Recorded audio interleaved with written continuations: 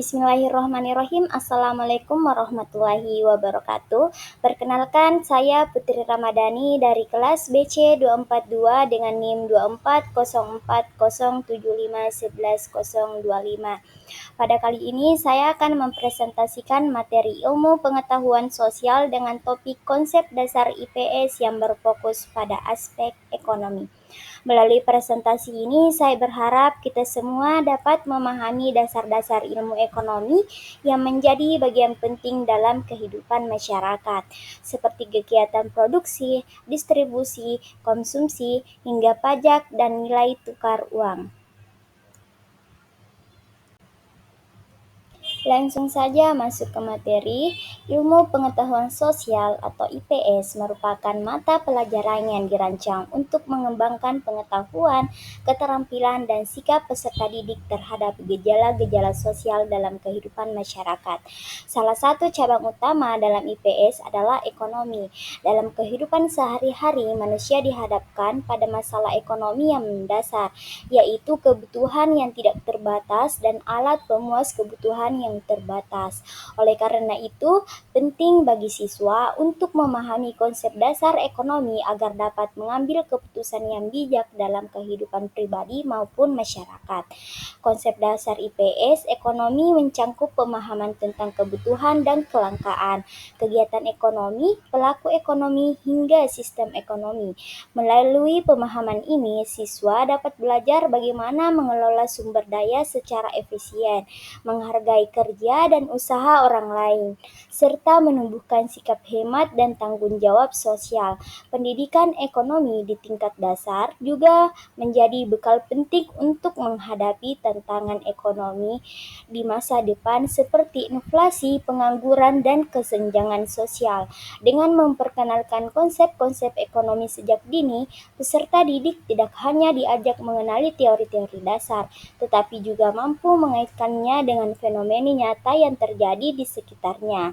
Hal ini sejalan dengan tujuan pembelajaran IPS yang menekankan pada pemahaman konseptual dan pemecahan masalah sosial secara kritis dan kreatif. Selanjutnya, pengertian ekonomi.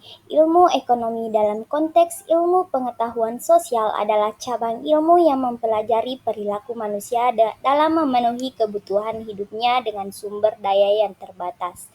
Ekonomi membahas bagaimana individu, kelompok, dan masyarakat membuat pilihan di tengah kelangkaan untuk memaksimalkan kesejahteraan. Dalam mata pelajaran IPS di tingkat sekolah dasar dan menengah, konsep dasar ekonomi diperkenalkan untuk memberikan pemahaman tentang kegiatan ekonomi seperti produksi, distribusi, dan konsumsi. Selain itu, IPS ekonomi juga mengajarkan tentang peran pelaku ekonomi seperti rumah tangga, perusahaan, dan pemerintah, serta pentingnya manajemen sumber daya dan pengambilan keputusan ekonomi secara bijak. Adapun konsep dasar dalam ekonomi yaitu yang pertama kelangkaan. Kelangkaan dalam ilmu ekonomi adalah konsep dasar dalam ilmu ekonomi yang menjelaskan adanya ketidakseimbangan antara kebutuhan manusia yang tidak terbatas dan ketersediaan sumber daya yang terbatas. Ketidakseimbangan ini merupakan akar dari berbagai masalah ekonomi yang dihadapi manusia dalam kehidupan sehari-hari, baik secara individu, kelompok, maupun negara. Penyebab kelangkaan yang pertama, keterbatasan sumber daya alam. Sumber daya alam seperti air, tanah, minyak bumi, dan hasil tambang yang jumlahnya terbatas dan tidak dapat diperbarui dengan cepat. Ketika permintaan terhadap sumber daya ini meningkat sementara pasokannya tetap atau bahkan menurun, maka kelangkaan akan terjadi. Yang kedua, pertumbuhan populasi. Pertambahan jumlah penduduk menyebabkan peningkatan kebutuhan akan pangan, tempat tinggal, air bersih, energi, dan fasilitas umum. Jika pertumbuhan ini tidak diimbangi dengan peningkatan produksi dan efisien penggunaan sumber daya, maka akan timbul kelangkaan. Yang ketiga, perubahan teknologi, dan yang keempat, kerusakan alam. Konsep dasar yang kedua yaitu pilihan. Kelangkaan dan pilihan dalam ekonomi. Karena sumber daya alam yang terbatas, manusia tidak bisa memenuhi semua kebutuhan dan keinginan secara sekaligus. Oleh karena itu, manusia harus membuat pilihan tentang bagaimana menggunakan sumber daya alam dengan sebaik-baiknya. Pentingnya mengambil keputusan. Pilihan ini melibatkan pertimbangan tentang kebutuhan mana yang paling penting dan mendesak dalam ekonomi. Hal ini dikenal sebagai skala prioritas, yaitu urutan kebutuhan berdasarkan tingkat kepentingannya. Contohnya, sebuah keluarga dengan penghasilan terbatas harus memilih antara membeli makanan pokok atau pakaian baru. Yang kedua, pemerintah harus memutuskan apakah akan membangun rumah sakit atau memperbaiki jalan raya terlebih dahulu. Konsep biaya peluang. Setiap pilihan yang diambil selalu mengandung pengorbanan, yaitu melepaskan pilihan lain. Yang setiap pilihan diambil pengorbanan inilah yang disebut sebagai biaya peluang. Contohnya, jika seorang pelajar memilih untuk bekerja daripada bermain, maka biaya peluangnya adalah waktu bersenang-senang yang dilepaskan. Jika pemerintah memilih membangun sekolah daripada jembatan, maka biaya peluangnya adalah manfaat dari jembatan yang tidak jadi dibangun. Tujuan dari pengambilan keputusan membuat pilihan ini adalah untuk mengalokasikan sumber daya secara efisien sehingga kebutuhan yang paling mendesak dapat terpenuhi terlebih dahulu dan manfaat yang didapat menjadi sebesar-besarnya. Adapun yang ketiga, biaya peluang. Biaya peluang adalah konsep yang menjelaskan bahwa setiap pilihan yang dibuat memiliki konsekuensinya atau biaya yang harus ditanggung. Biaya peluang mengacu pada nilai-nilai dari pilihan terbaik yang harus dikorbankan ketika memilih suatu alternatif.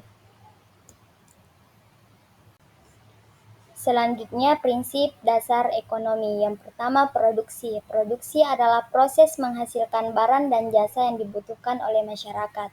Dalam kegiatan produksi, terdapat beberapa elemen penting yang perlu dipahami. Faktor produksi. Faktor produksi adalah sumber daya yang digunakan dalam proses produksi meliputi sumber daya alam, bahan baku seperti tanah, air, dan mineral.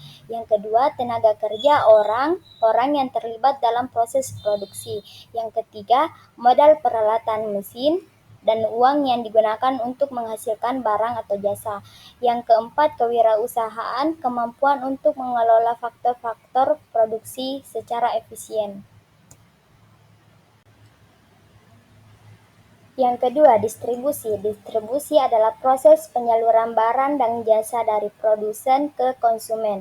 Distribusi melibatkan beberapa tahap dan pihak yang berperan penting dalam memastikan barang atau jasa sampai ke tangan konsumen. Adapun jenis-jenis distribusi, yang pertama, distribusi langsung.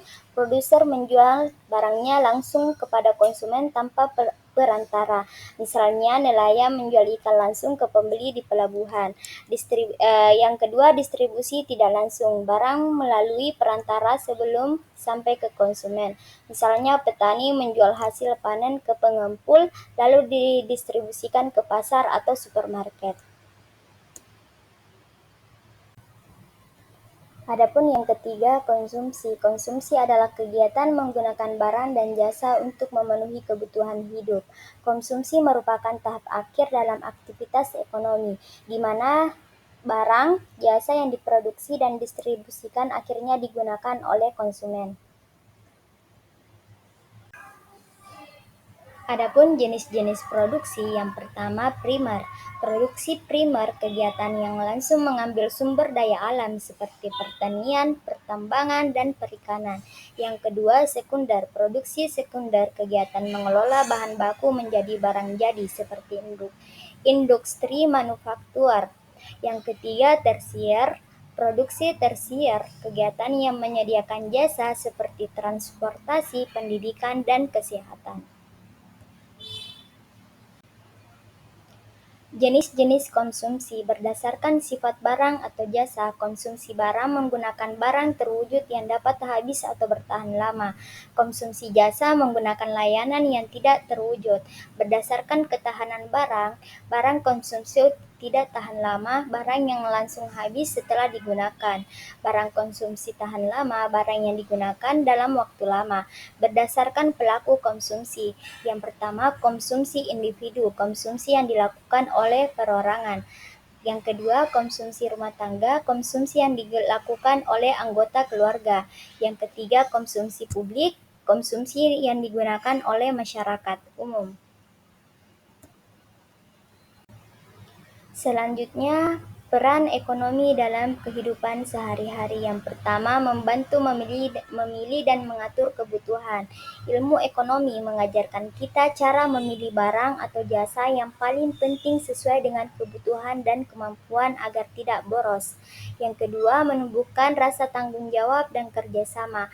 Dalam kegiatan ekonomi seperti jual beli atau bekerja sama di rumah, kita belajar bertanggung jawab atas pilihan kita dan saling membantu orang lain agar semua kebutuhan terpenuhi.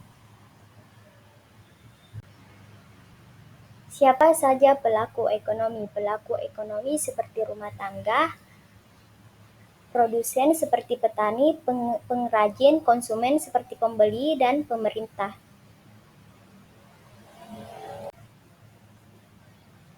Kesimpulan, pembelajaran IPS di sekolah dasar sangat penting karena membantu siswa memahami realitas sosial, termasuk aktivitas ekonomi yang terjadi di sekitar mereka. Dengan mempelajari konsep dasar ekonomi, siswa dapat mengembangkan keterampilan berpikir kritis, sikap toleransi, dan rasa tanggung jawab sebagai warga negara. Selain itu, IPS juga menjadi fondasi bagi siswa untuk menjadi individu yang berkontribusi positif bagi masyarakat. Demikian presentasi saya tentang konsep dasar IPS ekonomi. Semoga materi yang saya sampaikan dapat bermanfaat dan menambah pemahaman kita semua tentang bagaimana ilmu ekonomi diterapkan dalam kehidupan sehari-hari.